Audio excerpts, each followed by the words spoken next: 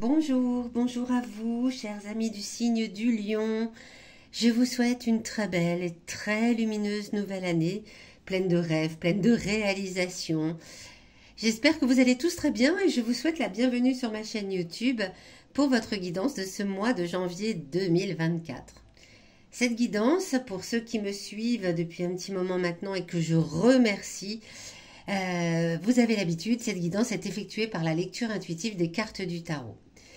Je le rappelle pour ceux qui nous rejoignent, une guidance a pour vocation à vous aider en fait à vous recentrer, à revenir à l'intérieur de vous, peut-être pour mieux vous connaître, vous poser les bonnes questions et surtout bien vous aider à percevoir votre potentiel en fonction des énergies présentes en ce mois. Il s'agit d'une guidance générale, vous ne prenez que ce qui vous parle. Si c'est le cas, n'hésitez pas à vous abonner, à mettre un petit pouce ou à laisser un commentaire, ce qui me fait évidemment toujours très plaisir. N'hésitez pas non plus à aller écouter la guidance de votre ascendant, de votre signe lunaire, ce qui vous permettra d'avoir une lecture plus complète et de pouvoir recouper les éléments présents dans ce tirage.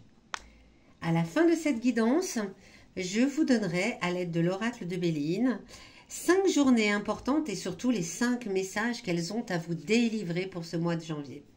Allez, c'est parti les lions. On découvre tout de suite quelle est votre énergie pour ce mois de janvier 2024. Le 8 de bâton. On le voit là, c'est comme des bâtons qui sont lancés à toute vitesse. Ça va très vite. Vous êtes pressé en ce mois de janvier. C'est une énergie très très rapide. Vous voulez peut-être que tout soit fait avant même d'avoir commencé. Vous vous sentez peut-être impatient. C'est presque une énergie d'impatience hein, là avec ce 8 de bâton. Tout va vite. Vous prenez les décisions à la hâte. Vous hâtez tout. Vous voulez terminer vos projets. Voilà. Vous êtes dans une forme de précipitation. C'est votre énergie générale. Alors avec ça, on va voir un petit peu comment ça se développe. Ici, cette carte ici vient, écoutez, vous donner des informations sur ce qui arrive à vous dans la première quinzaine de ce mois de janvier, du 1er au 15. Qu'est-ce qui vient à vous? L'impératrice, arcane majeur. Ce qui vient à vous, c'est, alors, on parle souvent avec l'impératrice quand même d'une énergie féminine. Hein. Si vous êtes un homme, c'est peut-être une femme autour de vous qui vient vous apporter sa force féminine. Si vous êtes une femme, c'est peut-être vous qui prenez conscience de certaines de vos valeurs, de vos capacités en ce début de mois.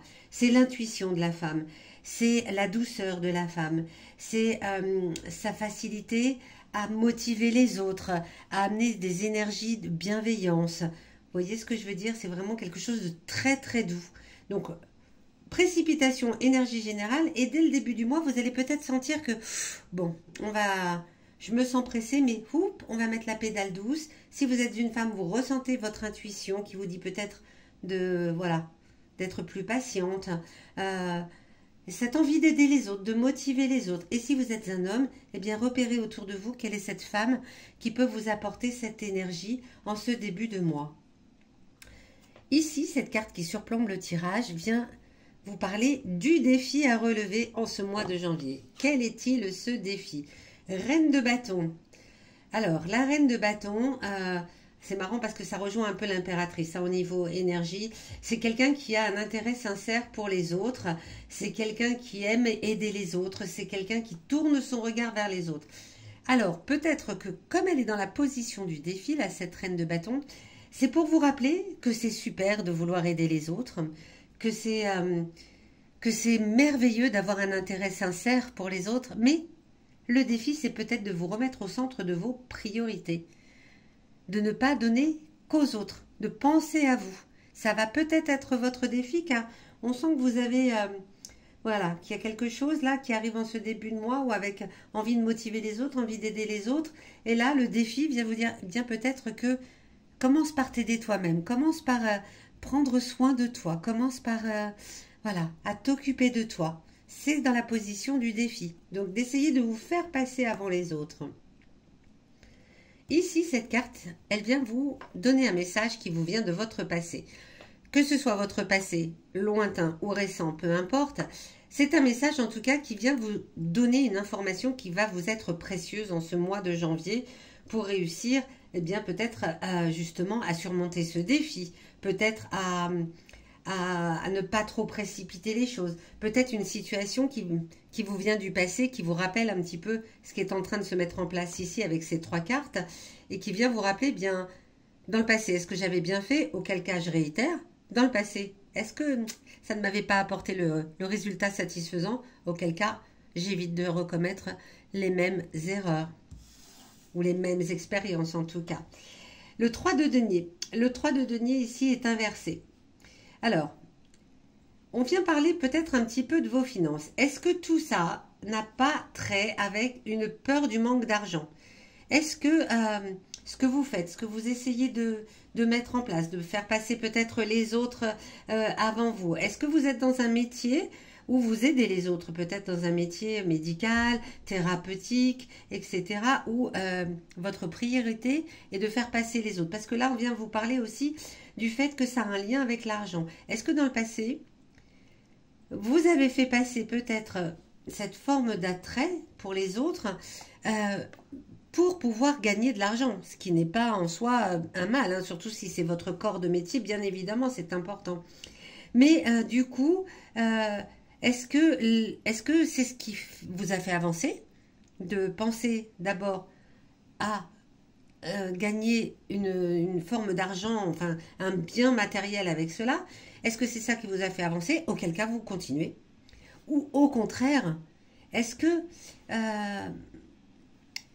voilà, cet intérêt, on va dire, pour le fait d'avoir de l'argent, c'est la peur hein, du manque d'argent, hein, tout simplement, hein, qui vient vous préoccuper. Est-ce que, eh bien, c'est pas ça qui vous a fait avancer? Au contraire, vous sentez que vous vous éloignez peut-être de vos valeurs, de quelque chose de cet ordre-là. Donc, rappelez-vous peut-être une situation du passé où l'argent a été au cœur du sujet par rapport à vos envies d'aider les autres et comment ça s'est passé. Si ça s'est bien passé, vous continuez. Si ça s'est passé moins bien, eh bien, vous évitez de faire la même expérience. Ici, en opposition au défi, on va venir parler de vos émotions intimes qui ont aujourd'hui, en ce mois de janvier, un message à vous délivrer. Les émotions intimes, on le sait, ou on ne le sait pas d'ailleurs, ce sont des choses qui sont profondément ancrées, enfouies en nous, que parfois même on a tellement enfoui qu'on ne laisse pas remonter à la surface, qu'on ne veut pas parfois entendre. Hein, c'est pas toujours évident de reconnaître ces émotions profondes.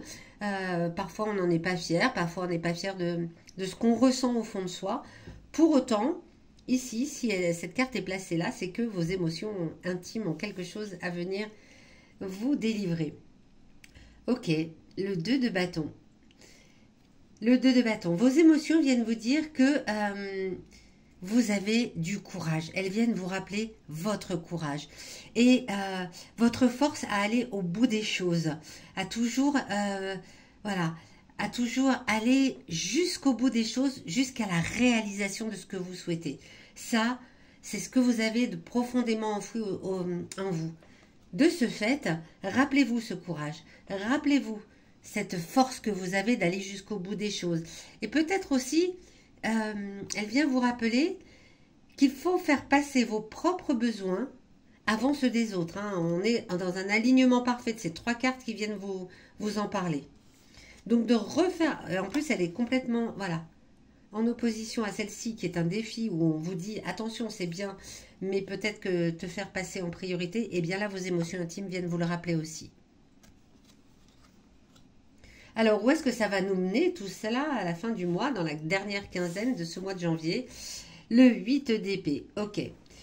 Alors, le 8 d'épée, on le voit, hein, cette personne a les yeux bandés, elle est coincée, elle est entourée d'épées qui l'empêchent de bouger. Mais ce sont ses ressentis.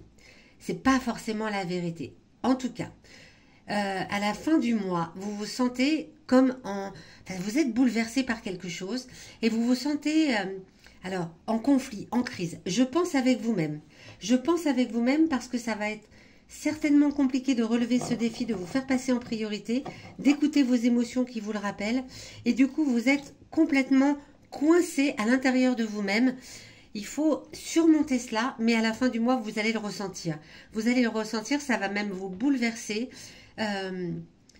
C'est comme si votre envie de faire passer les autres en priorité dominait toute votre vie. Et là, vous en prenez conscience à la fin du mois. Vous en prenez réellement conscience.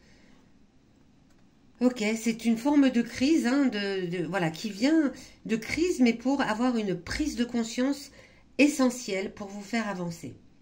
Allez, on va la regarder tout de suite. Quels vont être les messages et les 5 journées importantes pour ce mois de janvier pour vous les lions? Hop. Allez, pour les lions. 5 journées importantes, 5 messages à relever.